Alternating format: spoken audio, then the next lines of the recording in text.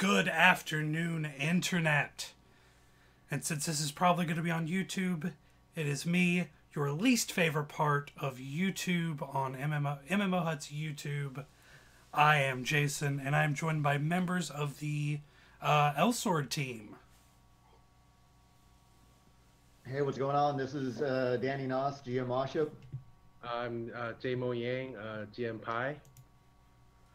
Fantastic. I'm just going to basically dick around in game, and we're going to talk about Elsword a little. Sounds good. Because I don't think I have a single high-level character in Elsword. Every time I sit down to start leveling, something else comes up. So one day it's going to happen, because I really enjoy the game. And Yeah, one day... We may have to help you out because I used the term dragon, the serpent that we just dropped yesterday. Oh yeah, Drbaki. Drbaki. Oh, even going back to when we introduced this character, or the raid boss, into the game the first time. Mm-hmm. It brought up some uproar, and that's because our end level guys were like, yeah, we got this, right? We're gonna roll through this like in game content and make it a brick wall, man. Woo! And it did not happen, huh? Oh, they did. Some of our tryhards pulled it off, but they realize now that this dude's no joke. Yeah, it looks like a really cool fight. It is. It's just as a perspective, like we tried it on a test server with our GM equipment, which basically unkillable, but we died. It still managed to. Yeah, all 8 of us died. Oh man. But I've made a couple of different characters, and I like the game. It's the downside to being gaming press. You never have time for anything. Yeah. Well, even in just working in like the office, I actually played less games as I joined the game industry. Oh, I need to complete that quest, don't I? But I guess the main reason we are here today is mostly to talk about the 5th anniversary, talk about Drbaki, maybe the PvP update. That was pretty cool too. But since that's the main thing is Drbaki, why don't you guys tell us a little about the lore? So, I was blindsided when this boss, the raid boss. I call it a character just because I've got a personal investment with him. I love this character. It's even on some of my backgrounds and stuff like that. So Drbaki, being this giant serpent, wasn't like just like a kaiju level like badassery, I guess. So like from the beginning, the character itself was a denizen and protector of heaven, Mm-hmm. with outcast. And so the original pitch was one of heaven's most feared denizens was outcast into the abyss, and as soon as he hit the realm of El Rio, started going nuts. So he was unchecked. And so the original raid was, I believe, I want to say it was more than that because it was dialed back for this one. But it was massive. I mean, you had just a ton of players jumping in, and then like all of our raid bosses previously, it was all temporary content, so they were removed from the game. So Elfrion was the first one, then came Drbaki, then came Perkisis. So all of those encounters were removed from the game. So the first one coming back under the new direction, so after all the third jobs and all of the big upgrades to the game and everything else like that, they're reintroducing Drbaki. And so storyline-wise, once you play the character, you realize that the time that he had spent in the Abyss, the like Henon and the Zealots that were basically trying to twist the realm of chaos and bring that element into El Rios, got a hold of him. So now he's actually corrupted by chaos in the Abyss. And so they upped his game a bit, if you will. Yeah, the teaser made him look really, really badass. I'm not gonna lie. But is it temporary, or is he gonna be sticking around? Right this moment, we're pretty much thinking it's permanent. Yeah, we were originally in the pitches. It's one of the reasons what had taken so long to reintroduce the raid boss encounter to the game, And so he's not a true raid boss like he was before. He's way more accessible. Because before, you used to have to wait for a timed gate to pop, and then everybody would rush that gate and then try to go into the encounter before. Well, the thing is, we still have that time frame. However, the biggest thing is that the past raid bosses, you had to compete in the charts in order to get the weapon. Oh, okay. But this time, what we did was, with the third job, we introduced the 4-skill system. And so this boss is the first addition after the third job to provide different 4 skills. So 4 skills, at this moment, we're pretty much thinking we're going to add in more content with more 4 skills that add a different variety to the game. Yeah, that does sound. I would be glad to see it stick around, because I was never really big on like limited time bosses. I want to be able to go in and you know fight whenever I want to. Yeah, because at the time the raid boss weapons are so strong that it was like top tier, like the top 1% kind of weapon. Gotcha. But because this is more accessible and slightly more doable if you know what you're doing about it. Better than the raid bosses before, let's say. But now we have the 4 skills, and we have more accessible titles that has decent effects as well. And then actually it's like really one of the titles is really complicated actually. Like depending on what color the orb you have at the moment, it has a different effect. You could play very differently depending on what buff is active in the title. Okay. So what about tactics? Like, are there any like rotations or strategies you think people ought to employ? Like, are there compositions that are better for it than others? Yes. So when Drbaki was introduced originally, he was one of the favorite raid bosses. Eltrion was hard, the big mecha boss that went in before, and one of the biggest complaints was he would run the clock out. Even though he was easier to manage as far as the map control and the platforming aspects, Drbaki was not. But if you were focused enough with a hardcore enough group, you could kill him. And that's if you roll in with a group that does not that is unaware of how Drbaki moves and what's going to pop off, what tells he's going to be using, and you're not in the right place, you'll get wrecked. And so you need the healer. So the Ein is definitely going to be almost, would you say requisite? Like pretty much everyone in the game right now is scramming for Ein second path because of that healing. They need the healing. It's like I said, or like what Jay was talking about earlier. When we were filming that promo video.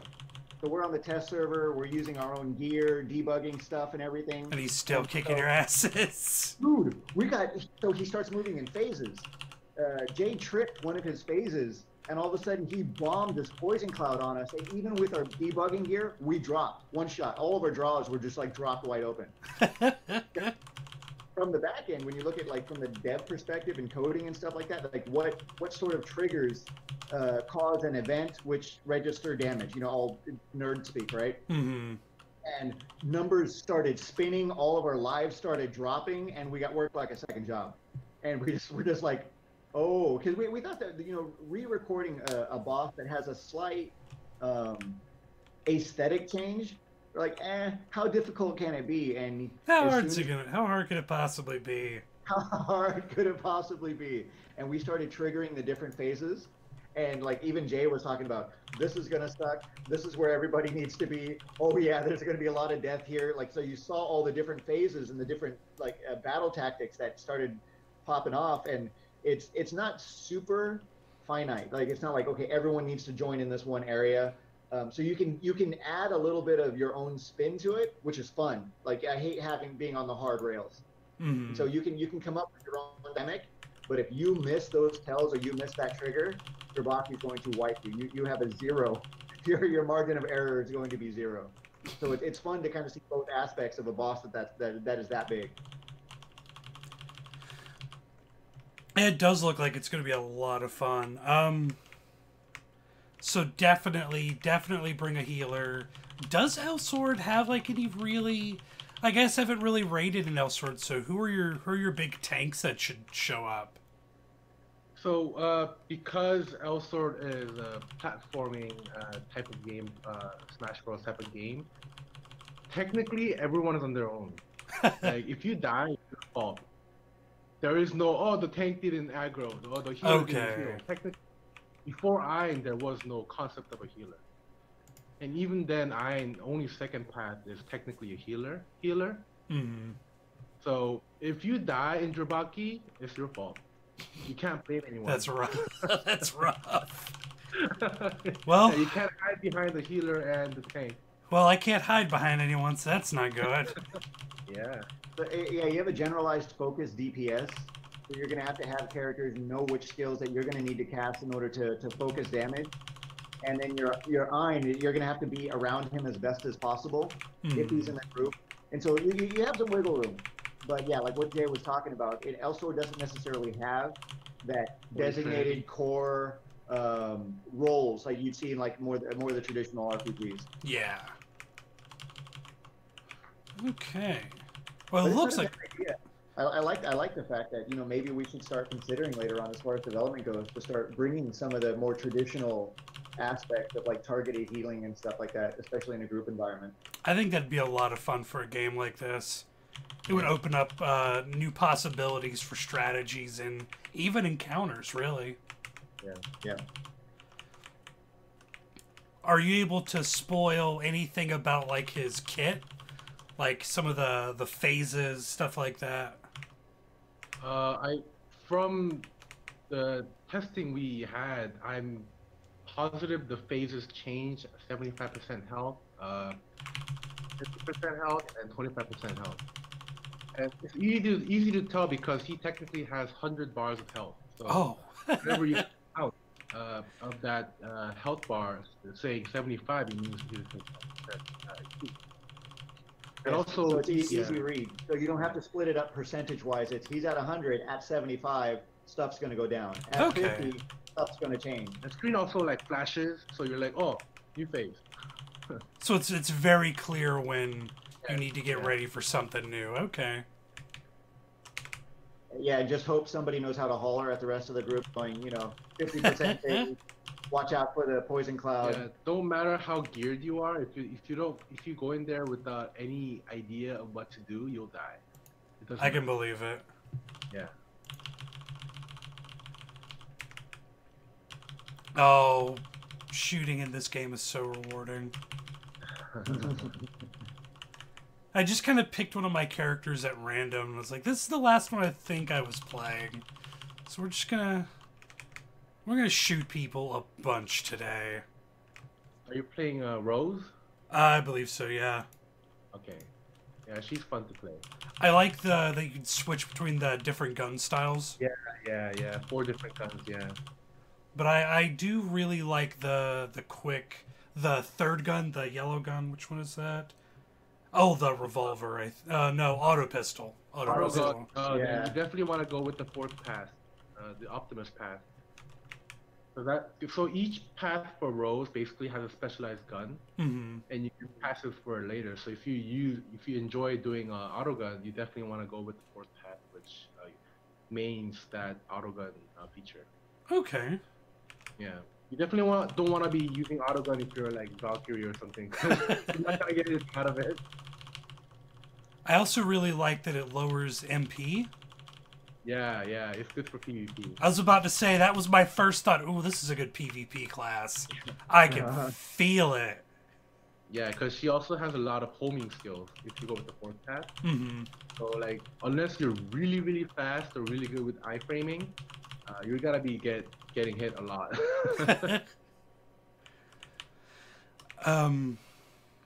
And for the running gunners, yeah, same thing. Yeah, I think this is probably my favorite gun out of the 4. It's just so rewarding when you hit people, right? Like multiple hits. Yeah. It does feel good. Yeah. But the next thing I saw that you guys have done recently was the Magic Wardrobe update. Oh yeah. I'm a big nerd for transmog.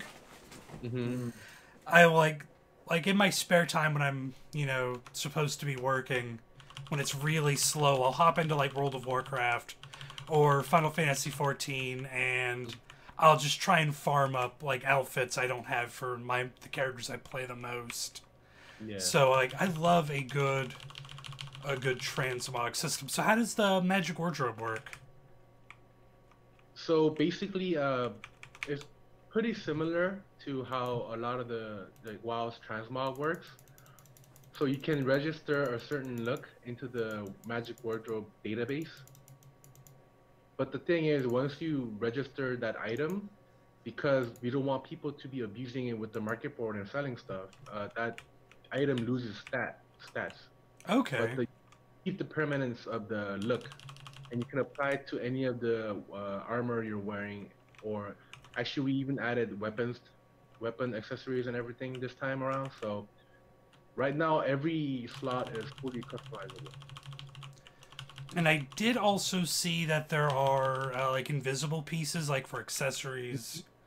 Yeah, if you don't want your accessories to show up. Yeah. Oh, you get the reason this particular update was so popular is because in a lot of ways the Magic Wardrobe before applied specifically and only to very I don't want to say high end, but more of the sought after cash items. So like the Gotcha. Yeah. And so, like the ice burners, which is our boxes, that was the only part that the accessories would apply to previously.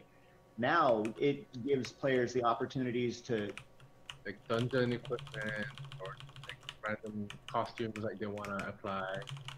People go really crazy with their looks. and accessories was the Achilles tendon, because you know a lot of accessories in a lot of different games are just awful. Yeah, they're pretty. Or they're not into the costume. Yeah, it's like, oh, I have to wear this ugly looking They don't mask. match anything. Oh my lord. You walk through town and you're like more dolled up because you get everything taken off, and all of a sudden you start your dungeon, and all of a sudden it looks like you just went dumpster diving. Yeah. But that leads me to my next thought, like the invisible accessories. Is that something you have to pay for, or is that something is that a setting you can click? Yeah, unfortunately, this one is a cash item. Mm-hmm. But once you buy it, you have that look permanently, so you can apply it to any of the accessories you get later. Yeah, Okay. so it's a slot basically. So once that's been obtained, then you now have the freedom to do what you need to do with that. And it really is that whole concept of the accessories and the Magic Wardrobe in that capacity definitely plays to those who are all about that look. Mm-hmm. Okay. Like, how much does it cost on the cash shop? Like how much would they be spending for, like, the invisible, like, to hide glasses, say? The price is usually the equivalent of one accessory that you would buy from the shop. Okay. So it's different depending on the slot that you're buying for. Yeah. Okay. And is it, like, once you've unlocked, say, hiding your rings or your glasses or what have you, you will always have that unlock? Yeah, if you get like a better tier glasses later, but you wanna not see it, then you can always apply that again. Does it go cross character, or are these per character basis? Per character. Okay. Well, some of the different. So because certain aspects of the game are, well, strike that, reverse it. Very few aspects of the game actually apply to all of your characters throughout. So every time you create a character in Elsword, and this was by design originally, you're creating a separate storyline or a separate game environment. So when you play one character, you're going through that environment, and so if they were to, now this is what separates Elsword from Grand Chase. So Grand Chase, even though you had character-specific items, a lot of things applied to your overall account. So it's like when you create a character name, you're actually naming your team or your account, and then all of the characters would just rotate out as you would need and stuff like that. Elsword is different, as in each character is specifically named, so it's a different gaming experience that you would have with each character in your corral. Okay. Oop, got him. Okay. Now one of the other really big things I think is PvP, because I'm very, very bad at Elsword PvP. Some people might remember, if they're watching this later, that one of my first videos with MMOHuts was a PvP video. Which was it Metal Heart that was the auto pistol? Yes. Okay. Yeah, this goes back a bit. That was my very first thing I did with Elsword with it for MMOHuts. I'm trapped. Never mind. Good now. I was playing with some of the high-end PvPers, and oh, buddy, did I get my furniture dusted. I had a high-level character, but I didn't really know what to do with it. It was not good.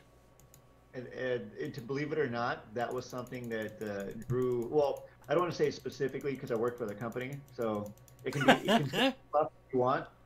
But I love Twitch PvP style games, even though I'm older and decrepit in my old age. I know that feeling.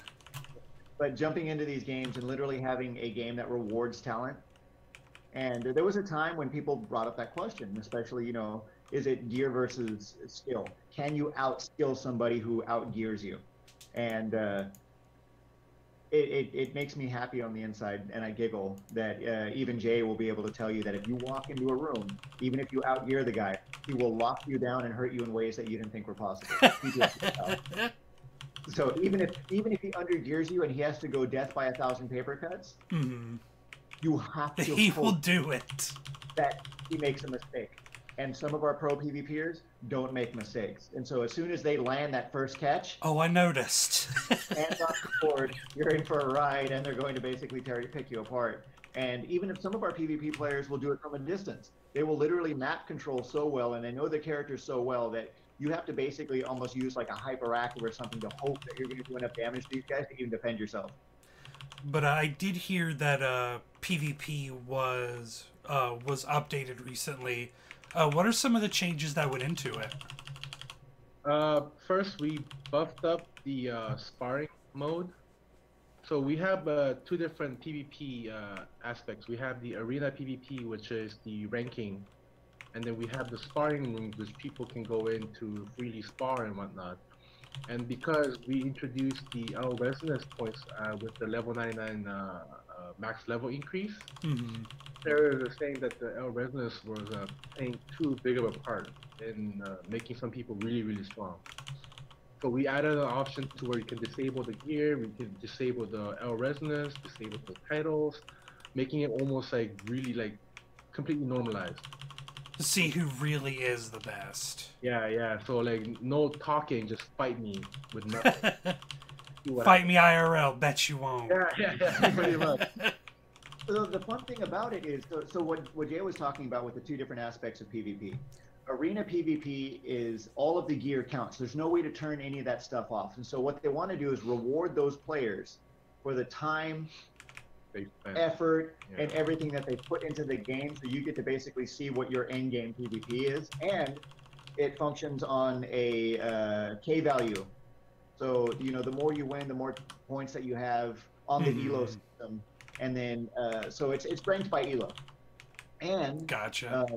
Recently, we've also added the concept of having NPCs, epic NPCs, so that even if there weren't players, so let's say you're playing at 2, 3 o'clock in the morning, there aren't a whole lot of players on, and you register in, you'll go against some of the epic NPCs.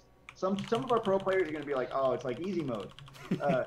If you actually aren't paying attention, the NPCs will hit you hard enough and actually perform combos rough enough to where it's not going to be an easy walk. They do some funky stuff. Yeah. So you don't have to worry so much about not having like a partner. Yeah. There is basically, you know, even if you are that pro PvP player, so this is all end game stuff. Not everybody's going to be that way, but there's always going to be something for you to do. You're not just going to, you know, queue up and go play 10 dungeons in hopes that somebody's going to log in and kick you down some K value. Now, on the flip side, the sparring is lobby-based PvP. So the players create the room. They set up whether they want to do deathmatch, team deathmatch, survival, which is free-for-all. You know, so you have all of these different options to put in. You have all of the different maps. You know, what map do you like playing on? You have control over that. And then the fun thing is like what Jay was talking about. You can now disable and normalize the room to a good extent. But now we also have observer mode, which did not exist. And at one point in time, we were told it was impossible to implement. So now you can host a room, and this is great for live streaming. It's great for tournaments. You now have the ability to have players watch and enjoy the match. And we started off with how many?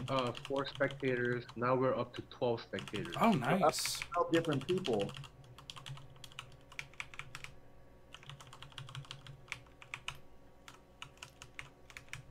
Stuff like that. And one of the things that a lot of people don't realize is in these tournament environments, not everybody's a player, but they love to watch. They love to watch how these dudes, you know, fight at that level or participate at that level. Oh yeah, I love And so watching having high a bunch end of pros, PvP. high-end PvP, exactly. So you now have a bunch of people that are enjoying the fact that they get to watch these pros operate at that level, and it's something that, you know, as a point of segue, we're going to introduce for our tournament structure coming up. I am going Metal Heart. Yep. I do like me some auto guns. And if you get good, that particular path, you know, some of our players call cancer, because if you're not set up just right, you have a good pros jump in. We even have one of our internal GMs that kind of just like floored us because nobody plays that character, not at that level, and found out that in the right hands or the wrong hands, depending on how you look at it, It's really annoying. it's really annoying. Yeah, That's what I'm going for. That class is the definition of death by 1,000 paper cuts. Like I am down with that. Constantly annoys you. Is really, really. Yeah, you get caught. You're not paying attention because you're gonna Stay home.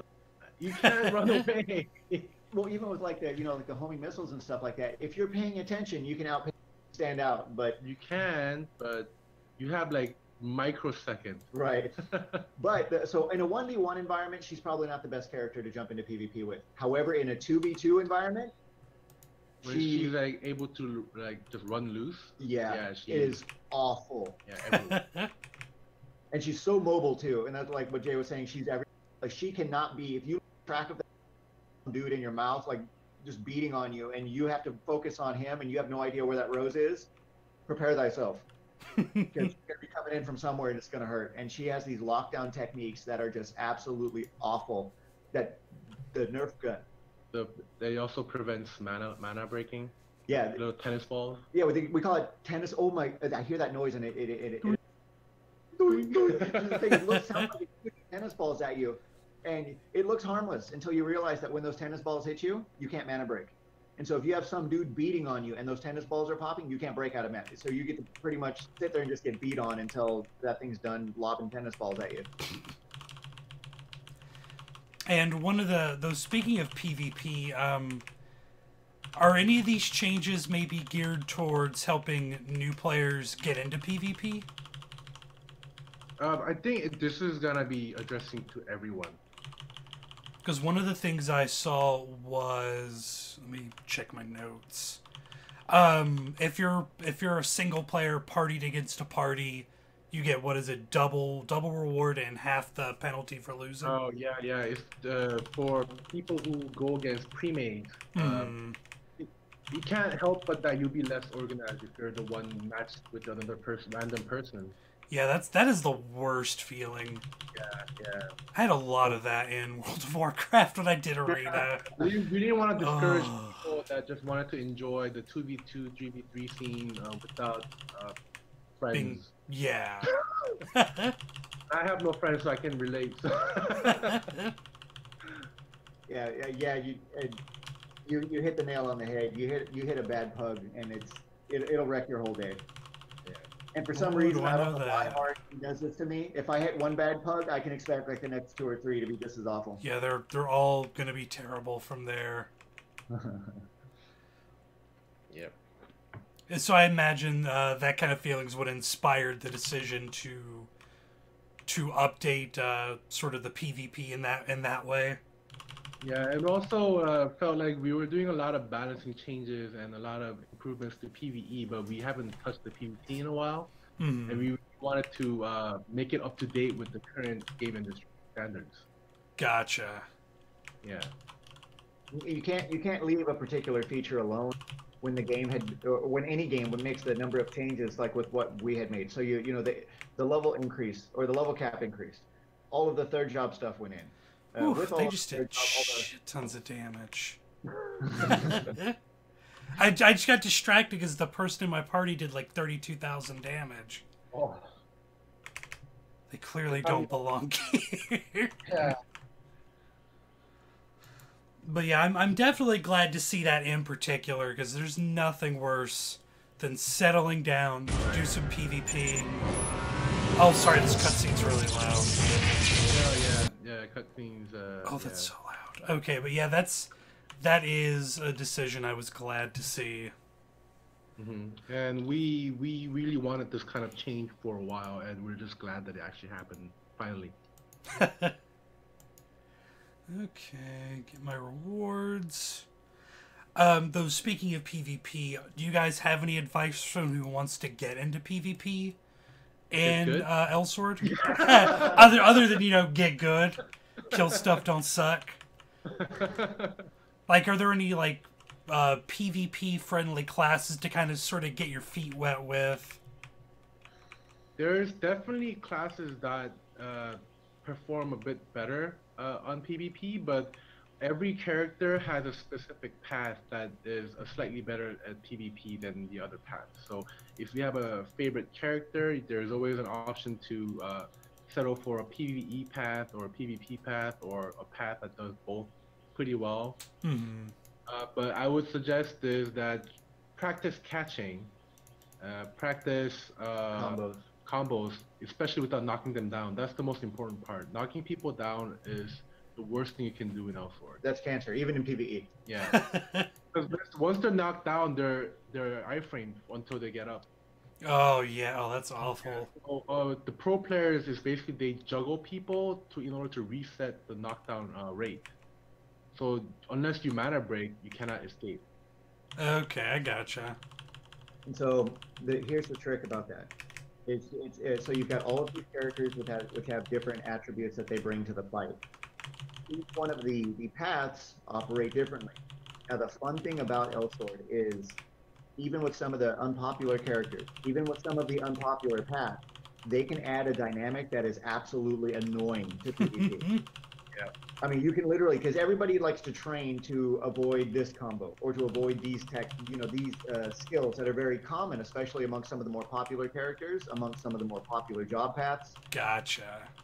But there are so many characters and so many different job paths that it's impossible to catch them all. And some of the more unorthodox characters, if you master them, and so it's that grind, you will break the bubble. So somebody's going to be now, obviously, if you're playing against a pro, even semi-pro player or players that just really like to grind out PvP, if you get caught, they're going to work you. But if you have that way to kind of sidestep that concept of just getting caught, so like with what Pi was talking about, practice your catch. A catch is basically it's a number of things. It's not just when to land the perfect strike. It can be using your awakening beads because you're basically playing frames. Gotcha. And using the right kind of active skill to just delay that hit, or to all you have to do is clip them, and once you get that flinch, now it's your turn. Now open up your combo. And so if you grind out a good combo for whatever character, whatever job path you have, and you work on that catch, so you catch, combo, and then you cast, and then you work on what's the best combo that's going to play out for you that does not knock them down. Now, each character can do a number of different things to loop, and I like that flexibility in Elsword. So it's not like, if you don't do this combo, you suck. Right. It kind of reminds me of fighting games almost. Yeah. Just like fighting games, yeah. It's like fighting games on a keyboard. That's so weird. You know, what's kind of funny is we were talking about watching our players. So when we invited, so this is last year for our 6th, we invited players here to the office. Mm-hmm. We actually videoed the keyboard and how fast their keystrokes are. And it's absolutely mind-blowing. Oh, I have no doubt. Well, I mean, just like how they do their shadow stepping and stuff like that, and they do it with this meticulous level of execution. But even they'll be the first one to tell you, even operating on that level, they will get caught. They will take losses and stuff. Just because you hit that one dude who's just unorthodox, they weren't expecting that particular play style, or you think that you're going to go up against one of the bottom tier characters with one of the bottom tier job paths, and they pull some crazy combo out of nowhere that you weren't prepared for. So we were talking about, you know, with Rose and the Optimus line. Everyone was just like, oh yeah, Rose is cancer. It's basically fire and forget. You know, he's basically face roll and you can do damage. But then you started finding these players that knew how to do the map control and use her mobility and use her basically fire and forget. And as long as they can't catch you, it's death by 1,000 paper cuts.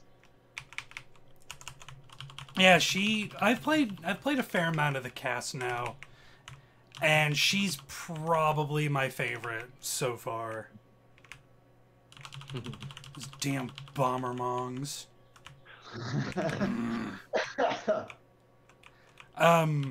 The other big thing I wanted to talk about today was tomorrow is Elsword's 5th anniversary, right? 7th. Is it 7th? I don't know why I don't know why I read 5th. But yeah, congrats regardless. Thank you. Are there any like big events or anything coming up to celebrate? Yeah, we already actually have an anniversary event in the game right now. Oh, is it already? At Monday. Okay. Yeah, but we do have we had a daily buffs that goes on, like unlimited stamina or extra EXP. But tomorrow is gotta be the biggest buff, obviously. It's gotta be That's the actual day, so yeah. Yeah. And also we'll have a special Ice Burner sale tomorrow, only for that day. I don't know when does this go up? Might have to keep it a secret until midnight. But yeah, and then we also have the Drabaki go in. We have the wardrobe. Everything basically, we timed it so that we wanted to thank our players and wanted to give them what they wanted for so long, the feedback that we heard and everything. So this whole week is our celebration for 7th anniversary plus thanking the players for our 7 years. Okay. Yeah, Drabaki, so to kind of go back to why we put these in, Drabaki originally wasn't on the docket. Our players were demanding Drabaki. They wanted that raid boss. And we weren't sure. I mean, with the way that with the new direction that the game had taken, we weren't sure if those raid boss style encounters kind of fit the narrative as far as the direction the game was going in. You know, players were going to be too powerful. And so that old encounter went in with like, oh, was it Eltreon? Was it Phase 2? Phase 2 was... 2? That was after Perkisus. No, the original Eltreon. I'm trying to figure out what the level cap was at that time. 70, I guess. Yeah, I think it was 70. I was going to say 65 or 70. But so you have these original encounters that were designed for a cap of level 70 with only 2 different job paths, with only very different meta to the actual the gameplay. And so how do you take that same encounter, just kind of crank up the knobs a little bit, and then just hope that that's going to be enough in-game content to keep an entirely different game design, you know, players in that end game with interesting content. And so it had to be completely retooled, if at all. So that's a daunting task for a design team to look at and just be like, do we just crank up the difficulty, crank up the damage? Like more HP? More, yeah. So are the prizes good enough? How crazy do you have to increase the gear and everything else like that and the rewards in order to accommodate for, you know, almost 30 levels of difference? Yeah, I'm glad you guys decided to mix him up a little, though. Yeah. Do some new stuff, because I think if he just did the same stuff just with more damage, people would probably be upset. Yeah. Yeah. And it wouldn't be worth the wait. Mm-hmm. So, the teaser makes it look like he's worth. It looks like he's gonna be a lot of fun to fight. Oh yeah. Well, maybe not fun to fight. Maybe that's maybe that's the wrong choice of words. But it will be worth the encounter. Yeah. That sounds more accurate. Yeah, it's a worthwhile encounter. Mm-hmm. And it's hard enough to where the 99 end gamers were like, okay, yeah, once you get it down, yeah, it's like a pattern. It's like a pattern boss. You know, you get together with a good group, you're gonna win. Especially if you've been destroyed, you know, enough times to learn your lesson. Yeah, but you got to get to that point first. So You have to reach the point where it's easy. That's the hard part. Yeah. And then we have the Magic Wardrobe, and the players went nuts. Once we announced that the Magic Wardrobe accessories were going to get updated, I couldn't drive this message home hard enough. It was, our players made the request. Like, Drbaki was a major request. We couldn't even do live streams without the players going, Magic Wardrobe. And at one point in time, we had to say we didn't know. We didn't know if and when Magic Wardrobe was going to get updated again. So when everybody got together and they were like, hey guys, this is what we're going to do, everybody was elated. Everybody here had his huge weight like off our shoulders. Drbaki's coming. Magic Wardrobe's going to get updated again. Yeah, they lost their poo-poo. Yeah. Don't worry, I'll say it for you. It does sound like they lost their shit over it. Yep. And these were things that makes us happy. To be that player face, to be able to talk to our players in those environments and say that you asked for it, it was coming. Same thing with observer mode. At one point in time, we were told that it was technically impossible. We're changing the backbone code of the game, and you know that you've seen over the years that when games try to do that, it is an epic failure, or they just flat out say, no, we're not going to do it. Sorry, guys. So to literally hear that observer mode was coming after years of discussion. Oh, that's so much damage. We were like, are you getting beat on? No, I was doing the beating. Oh, that's the good kind of so much damage. Yes. And so after years of them telling us, we'd love to put observer mode in, but we just can't do it. And then to watch that come down the pipe, and then within 2 weeks, they updated it even further to allow more players to use it. We were just like, this is crazy. Absolutely crazy. And I guess the last thing I have before we wrap this up, any spoilers? Can we steal any spoilers from you?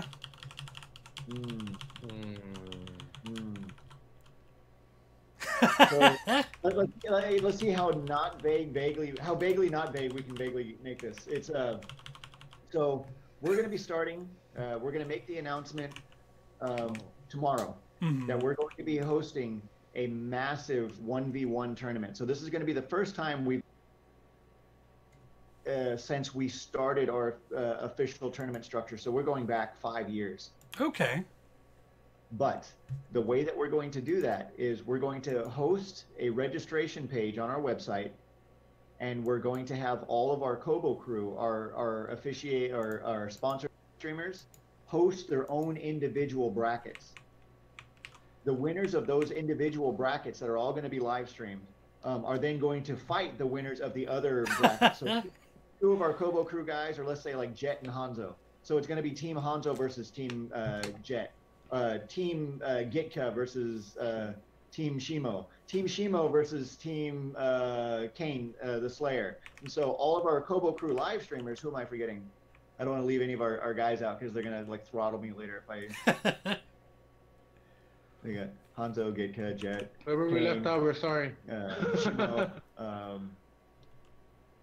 Arg. Anyway, so, Waterbox. Oh. Woohoo! I got everybody. So if the winners of these tournaments, this is the first time we've done this in a long time. This is the first time we've kind of stepped outside in a capacity.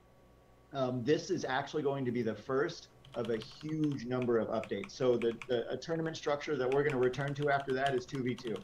Okay. Because for as crazy as 1v1 is, it's going to start playing to very specific characters. It's going to start catering to very specific job class. You know, it's like the old school PvP 1v1s in the fighting games. If you don't play this character, you are going to play top tier or go home.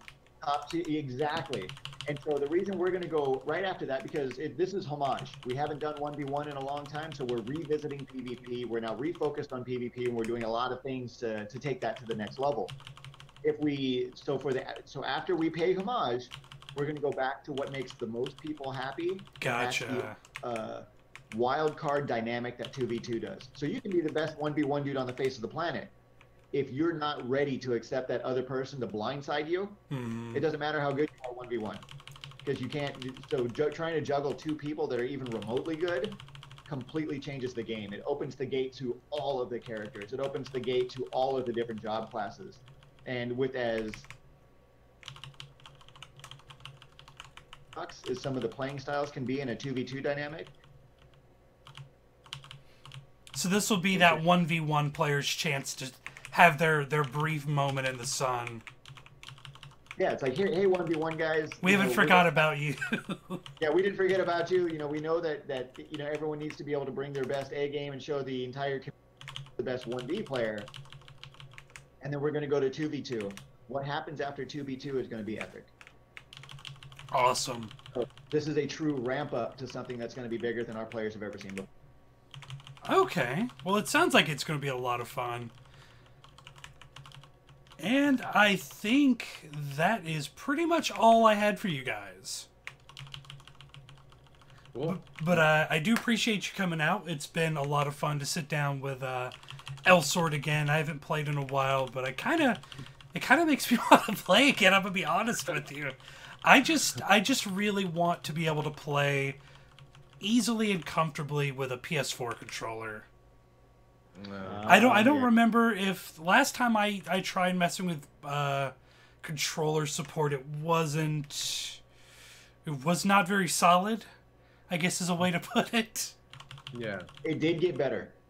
But to say that we would suggest a PS4 controller versus an Xbox controller versus Mad Cats or versus some of the other, peripheral providers that bring a different type of element to some of these things, we have not developed the compact to basically say the support is better with this product versus this product, or you're going to want to be doing this. We have improved the gamepad support by offering some of the different trigger methods and rolling out different keypad entries and having it be more customizable. But you're right. That's the one thing that we may want to spend some more time on later on.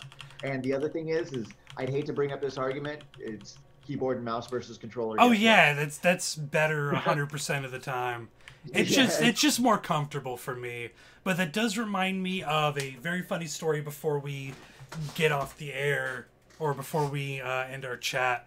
When I first started playing Elsword, I was also very, very big into Ultra Street Fighter 4, and I was playing on PC, and so I left my stick plugged into my computer, and the stick was sort of propped up against the wall, sort of out of the way, and it was moving the stick. Yeah, so we're constantly moving left or something like that? Yeah, and I was like, what the fuck is wrong with my game? What the hell is wrong with this? And I spent hours. I felt like such a dummy. I spent what felt like 3 hours. I uninstalled, I reset all my keybinds, I Googled it, like I went on Steam, I asked everyone I knew that was playing the game. And then I kind of looked to the corner of my office here. I said, "Oh fuck me!" I unplugged it. I heard that sound. It's okay. Now I can play. Now I guess I can play Elsword. Oh, I don't think I'd ever felt so dumb. Normally, that would make a lot of people quit the game. I'm just glad you didn't. No, that didn't make me quit. That was on me. That was my fault. I know, but they don't know that until they find out. That is true. Yeah, I did want to stop playing because I enjoyed the game. I like the idea of the side scroller beat 'em up MMO. I think they're a lot of fun. I don't play them very often, but I do like them. Oh hey, I unlocked Metal Heart. Nice, congrats. Yeah. Good stuff.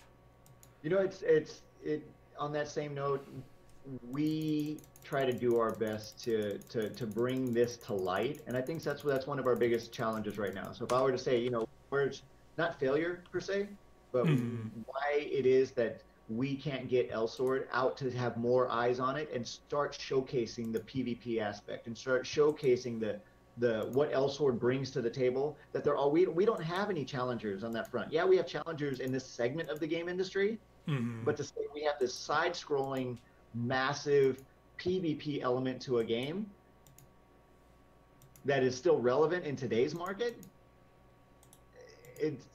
I wish I had that magic formula to say, hey everybody, come play this game. This particular aspect of the game, even though a lot of people like PvP, they like the anime stuff, they like the storytelling and the RPG elements. I have the solution. Bring it to the Switch.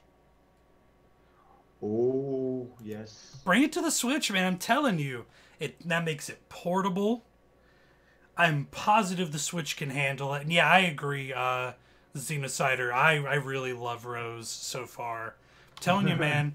My original pitch was for the PS4 last time we talked about this. Yeah. But I have my Switch. I love it to death. And I'm telling you, I think people would play it, especially if they can play it portably on a controller. You can prop it up anywhere. You can play on the TV, and when you get bored, you can move it somewhere else. I don't think there is a side-scrolling MMO on any console. I don't think there's a single one. No, I don't think so. Yeah. And you know, if anything, playing to the old school console guys that are really digging a lot of how the Switch has been keeping, you know, I'm one of them. Yeah. Almost everyone on the, I think almost everyone on like the core MMOHuts team has one. Jamie's got one. Well, her and her husband. Colton has one. I positively swear by mine. Oh wow. Yeah, I think it'd be a good idea to bring something like this to at least a console. But if you're gonna go for one, I feel like the Switch, and I think it would probably hit the Japanese market pretty hard too. Yeah, no, I fully agree. In the Korean market, definitely. The Switch is, especially after all the numbers Nintendo do on how well the Switch was doing. I was floored. In the first, I want to say the first year of the Switch, it outsold the entire sales of the Wii U. That's because the Wii U is kind of shit. Well, they're like Windows, right? One's good, one's bad, one's good. Yeah, exactly. And it was time for the really good one. Yeah. Don't buy the next one. The next one's gonna be crap. Don't buy it. But yeah, I really feel like you guys should pitch that to the people above you. Elsword for the Switch, make it happen. We'll look into it. Yeah, man. I think it's a good idea. I'm probably gonna keep playing a little more Elsword since. Well, actually, no. I'm actually coming up on the end of my time. End of my work day, such as it were. Sorry. I started my work day at like 7, so. But thank you guys so much for coming out. You guys are welcome anytime. Just have Eric or someone hit us up, and we'll make it happen. Yeah, only reason to get a Wii U is for Super Smash Brothers. For me, it was Bayonetta 2. But then I'm like, oh, I don't want to buy the Wii U for just one game. But now I have it on my Switch, so who's the real winner here? And thank you guys so much for coming out. And if we do put this over to YouTube, thank you guys on YouTube for hanging out and listening to what's new in Elsword, what's coming up in Elsword. The PvP tournament will be a lot of fun. I can feel it. Where can our audience find more about Elsword other than MMOHuts? Because, you know, of course we have the news. Where can people find more about Elsword on Twitter, on their browser of choice?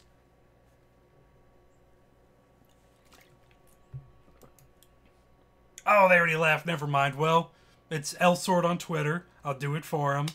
Here doing everybody's job. But yes, thank you guys so much for coming out. If you haven't followed the channel, please do so. I will try to be back tomorrow. I don't know if I will. Thursdays and Fridays are very iffy for me. They're my busiest days, really. Someone will probably be here streaming. I don't know what's going to be played, but I do know where it's going to be. It's going to be next time right here on MMOHuts Live.